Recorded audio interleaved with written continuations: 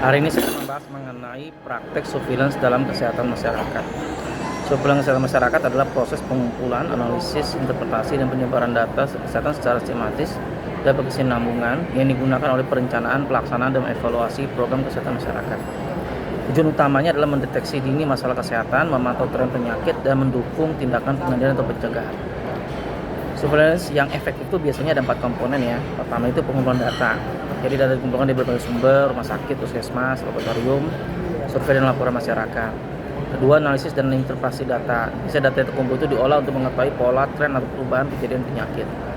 Tiga itu diseminasi informasi atau penyebaran hasil.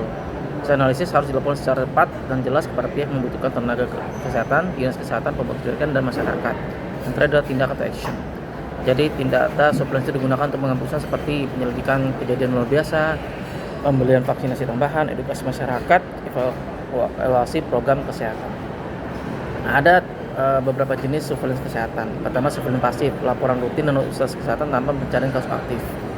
Contoh laporan bulanan penyakit menular dari puskesmas. Kedua, surveillance aktif, petugas secara aktif mencari kasus atau mengunjungi puskesmas untuk memastikan data. Contoh investigasi lapangan secara lama KLB. Ketiga, surveillance sentinel menggunakan sejumlah universitas atau populasi terpilih sebagai sampel untuk memantau tren penyakit. Contoh rumah sakit sentimen influenza. Keempat, surveillance berbasis sindrom atau syndromic surveillance, memantau segajal awal atau pola kunjungan pasien secara diagnosis sebelum diagnosis pasti dibuat. Contohnya peningkatan kunjungan pasien dengan gejala demam tinggi mendadak. Nah, ada beberapa contoh nyata praktek surveillance dalam sistem kesehatan masyarakat di Indonesia. Pertama, sistem surveillance terpadu penyakit STP di puskesmas dan dinas kesehatan. Early Warning Alert and Response System (EWARS) untuk mendeteksi potensi wabah di daerah. Surveillance HIV atau AIDS untuk memantau tren infeksi dan perilaku berisiko. Surveillance gizi dan status balita untuk memantau stunting dan kekurangan gizi. Surveillance penyakit zoonosis, misalnya rabies, flu burung.